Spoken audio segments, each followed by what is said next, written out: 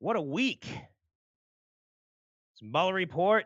No idea how this continues to make headlines. I mean, just think about it, right? If Democrats fought this hard during an election, I think Hillary would have won in a landslide. It's just, it's insane. Just keep going to it and going to it. I mean, surprise is such a big deal considering everyone outside the Democratic Party have moved on for this, and including people on the fence who are not Republicans or Democrats are kind of, and that's where the Democrats need to target to have any chance of beating Trump in 2020. And the Mueller report, you keep going on and going on and going on. I can't believe it's still going on. It's always in the news. It's just surprising. This week, you also had Donald Trump awarding the Medal of Freedom award to Tiger Woods. And this should have been a great event, a nice, happy event, right? This is cool. And I love, listen, Tiger Woods, I love people who come back, and not just come back and winning. I'm talking about, the tabloids and cheating on his wife and taking the drugs, the DWI and lying. Listen, tabloids destroyed him.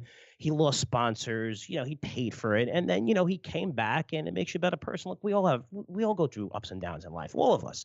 We're all going to make mistakes and stuff like that. But just like the American way, it's like coming back saying, hey, just like Hillary. If Hillary just admitted, say, listen, I didn't fight as hard. I didn't fight as hard against Trump. And she didn't. The facts show she wasn't in enough states, right? She wasn't campaigning even in the right areas. She wasn't drawing that much attention, especially in the past, the last 90 days of that election. And she ended up losing, and she got killed. And that's okay. But if she came back and said, listen, I didn't fight hard enough, but you know what? This time it's going to be different. People love that. They love that. Instead of complaining, Mueller, Russia, that's why I lost. Oh, my God, it's just crazy. With Tiger Woods, should have been like a pretty cool event. And I just love how the left just can't say anything nice. They got to involve Trump in this, right? No matter what. I mean, some of the headlines are hysterical. One from the Undefeated. They say, tearful Tiger gets honor of a lifetime from a controversial president. Or the one from MSNBC. Guy who drives a cart all over the green gives Tiger Woods an award. You can't just be nice a little bit. CNN. There's somebody on CNN. Let's not make it more than it was. It was all about golf and Trump attaching himself to Tiger Woods. Even in a good time, a good event, right? That should have been just a positive all around. You still found ways to just, throw Trump under the bus. I guess that's more important. Just don't get it. I mean, you're allowed to say positive things sometimes, even about people you hate. But trying to spin a great story into a negative is the reason why, so many Americans, especially today, right?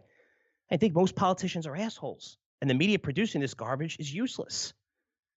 But hey, we know the deal. It's getting clicks from your supporters, your base, and that means more money in your pocket. And we all know that's the only thing you care about. Even though technically as a news provider on both sides, your job is to report the news in an objective and fair way. You're supposed to. We know it never ever happens now. And this goes into my point, because speaking of the media, they're all over this tariff news, all over it. After Trump, this is on Sunday, threatened to impose tariffs on almost all goods imported from China. He says he's going to do this on Friday, which is kind of a surprise, right? We were told by Trump, Kolo, newest people in his cabinet, that talks are going well.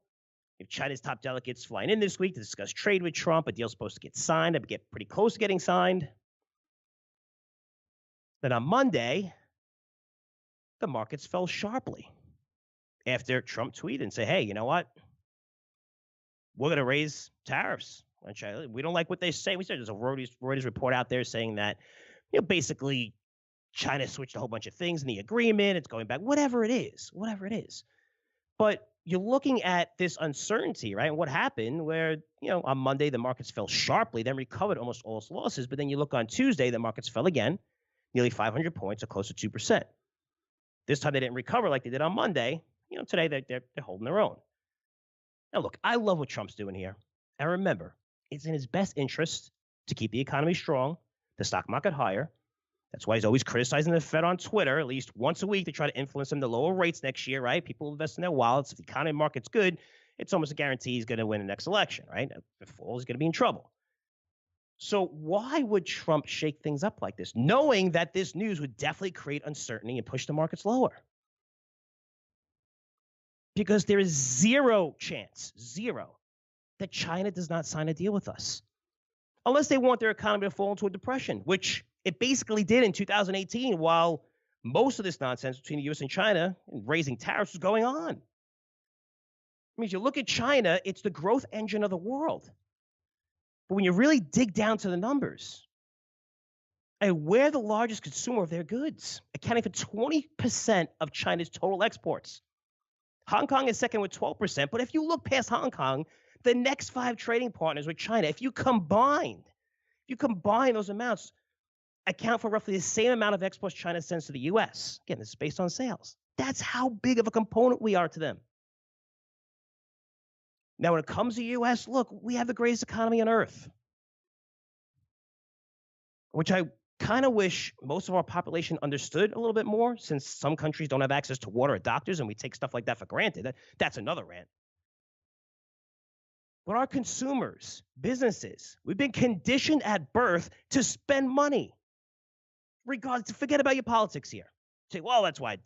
Don't forget about it. We've been conditioned to spend money. That's what we do as Americans. That's what we do. So spending and spending and spending. You think about that. We have the richest consumers in the world. It's great for any country, any business that's outside of the U.S. and even in the U.S., of course, just looking to sell us products. I mean, you need exposure to the U.S. It makes sense, especially if you're another country outside the U.S. And when you look at this deal, it's so much more important for China than it is to us. It's not an opinion, guys. It's fact. I mean, you want proof. Look at the headlines once it's released on Sunday. Our markets since then are down less than 2%. Two trading days. China's market crashed by 6%. They're down 6%. 6% alone on Monday. Came back a tiny bit, but it's still down 6%. But that Monday decline alone, it was the largest decline in 3 years. The daily decline. But Trump is in a position to play hardball to make sure that China gets the message that we want this deal done ASAP, so don't mess around. I mean, here's a good example. I mean, China playing hardball with us is like companies like Skyworks, ST Microelectronics, Analog Devices, right? These are big suppliers to Apple. It's like threatening Apple, their largest customer. And now Skyworks, ST Micro, Analog Devices, respectable companies, market caps between $15 billion and $40 billion. But Apple is a behemoth, $1 trillion market cap. It has 5 to 10 times more cash on its balance sheet than what these companies are actually worth based on market cap. I mean, Apple could essentially buy these 3 companies at the same time tomorrow and barely see a dent in its balance sheet. So China playing hardball with the U.S. is like one of these suppliers threatening Apple if the tech giant doesn't comply with their terms. That's where we are right now. And look, China has to do this. I get it. They have to save face. They don't want to get bullied here. They want to stand up to it. I get it. It's fine. That's the game they have to play. But as an investor, you, mom and pop, and I said this through 2018 and received a lot of negative emails, which is cool. I'm going to say it again right now. This tariff thing is a non-story. It's a deal that will happen. Too much is at stake for China. And China has plenty of things to offer us behind closed door to make this deal happen, as they use a shitload of natural gas, which we have basically in a limited supply of. So much that we burn it just to get rid of it. And now we're going to see a ton of LNG export facilities open up over the next 5-10 years. We're going to have 2 operational who just seeing demand through the roof. Sabine Pass for Cheniere Energy, Cove Point for Dominion Energy. Those are the 2. Originally import facilities, and then Shell Revolution, Shell Boom, now they're export facilities, and now you see dozens more going to open up over the next 5 years. Aircraft, soybeans, cars, our biggest exports into China. Something could be worked out behind closed doors. There's a lot. Or have China provide incentives for our companies to build factories in China. I know, everything wants to be built in the U.S., but at the end of the day, China used to be the end all of manufacturing, right? Low labor costs. Lately, they've been losing market share to other countries that are providing even cheaper labor. And that's not a bad reflection on China. It just means that their economy is starting to grow a lot more. But seriously, guys, I mean, tariffs are not the crazy long-term risk that's going to put both our economies into recession and spark this massive trade war. I know that sounds crazy with the media telling you that the world's going to end, just like they did through 2018, citing trade wars and recession. If you look at the details, the S&P 500, it fell around 6% on the year, but most of that decline, which was a 20% decline, which is amazing, from September through December, had to do with the Fed, right? With the Fed saying, hey, we're going to raise rates, pedal to the metal, we're going to raise rates. And then finally they switched, and now you're looking this year, we're doing very, very well. But apples to apples comparison, let's use a 6% decline that we had, right, from last year in the S&P 500. China's market, Shanghai, fell 24% last year. The worst performance in a decade. And this year, right, if you look from January to mid-April, pretty much this time period where the U.S. and China trade fears was off, it eased. Everyone's like, okay, deal's going to get done. The Shanghai index surged 30%, right? This incredible rebound because this risk, the uncertainty was off the table. We think a deal's going to get done. That's almost twice the gain of the S&P 500 over the same time frame. My point, the people who are telling you that a U.S.-China trade war is worse for the U.S. than China are either complete idiots, since they don't know how to analyze data, or they have an agenda. If you still think I'm crazy, let's dig in a little bit, since, I am an analyst. Let's go to the math. And let's use the auto industry as an example, who uses a ton of steel to produce cars. If you're looking at one car, and really quick, guys, going to be numbers here.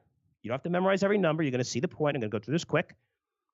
So you have one car uses an average of 2,000 pounds of steel. 50 cents per pound, let's say, that equals $1,000 per car.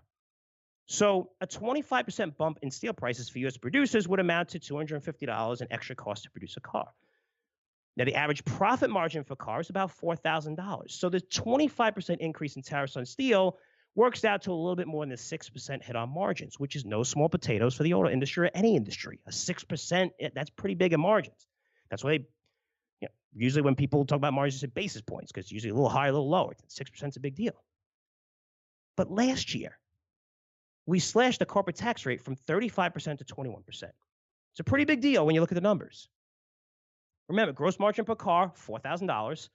So instead of paying 35% tax on these profits, which amounts to $1,400 per car companies have to pay 21%, which amounts to $840. You can write down the numbers if you want. If not, I'm getting to my point. I hate throwing a lot of numbers because I don't want to lose you. This is important. Because if you subtract what they used to pay when it was a 35% tax rate compared to today and a 21% tax rate, you're looking at the automakers making an extra $560 in added profit per car just due to the tax reforms. So it's $560 that you're making because of tax reforms, and take the $250 off of the 25% increase in tariffs. That means car companies are still making an extra $300 plus in profit per car when they factor in everything, right? Higher tariffs and tax reforms. Bring it in all together. Sorry to throw so many numbers at you, but it's important to understand this because nobody's talking about this. At the end of the day, car companies are still making an extra $300 plus on every car they produce, which increases the profit margins by an incredible 7%, even if we have 25% taxes on some of this stuff. That's why earnings last year, through all this tariff nonsense, double digits, fastest pace in years, despite all the tariff nonsense, right, through 2018. Even though the trade war was supposed to crush our economy, it was supposed to end the world, save yourself, build a bunker, buy guns and shoot the riding people that are going to crash into your home and raid your home and steal everything. You got to worry, holy cow. And let me tell you something else. The companies that said they were impacted by high tariffs last year, like Harley-Davidson and Whirlpool, were lying out their ass. They missed earnings because demand was crap for motorcycles and new appliances. Their management teams were just not getting it done. They didn't see that lower demand curve. They didn't adjust for it, find things to adapt. It wasn't because of tariffs. Not after those tax reforms, which is huge. So look, you could believe whatever you want to believe. It's totally fine. Some of this stuff is a religion to people, meaning no matter how many facts I throw at you, it's not going to matter. You're never going to change your mind, and that's okay. But for me, right, the reason why you listen to this podcast, I think I'm someone here to help you avoid all the BS stories in the media or the crap being published by investment firms, who's going to publish it. Most of these people have an agenda. But I'm telling you, trade wars, tariffs with China, it's a non-factor. It's not a long-term risk. You should look at it as the Zika virus, where the media scared the shit out of everyone, right? So much so that our greatest athletes chose not to represent their countries in fear they would contract the virus by going to Brazil. Remember that? Remember that story? A lot of famous golfers too. I remember. I think Rory McIlroy didn't go to a couple of this whole scare, putting that fear into you, right? Who's talking about Zika today? I don't know. The mosquitoes like just suddenly stop biting people. I mean, talking about a virus that if you contract it, the symptoms are so mild, you don't even know you have it. And there were rumors suggesting that if you contract this virus, especially when you're pregnant, for women, your baby could develop a birth defect, even though there's no hard evidence at all to support this. Zero independent, non-biased studies to support this. But because of that fear in the media, you actually think about that like 10 years from now, 20 years from now, 30 years from now, when guys like Rory McIlroy have grandchildren, and you had the opportunity to maybe you're going to have an opportunity to do it later on, maybe fine. But some people don't, especially in different sports where age matters. You can play golf for 20 years. Tiger was 43, just won. He won his first, whatever, under 20, whatever, how old he was. But if you're looking at different sports, I mean, sometimes it's a 8-year window before, you tail off a lot. It's hard to compete with younger athletes. But think about telling your grandchild, I had a chance to represent my, and I didn't because I was afraid of the Zika virus. Think about what is Zika virus? So, well, it's nothing. That's what the media is all about. Anyway, don't get caught up with the media bullshit, especially when it comes to tariffs. Like I said in 2018, the same goes for today. You should be buying stocks on any weakness due to tariffs, especially this nonsense going on right now. It's a short-term political story, not a long-term risk that's going to impact your portfolio. So adjust accordingly. Moving on. Rant ended.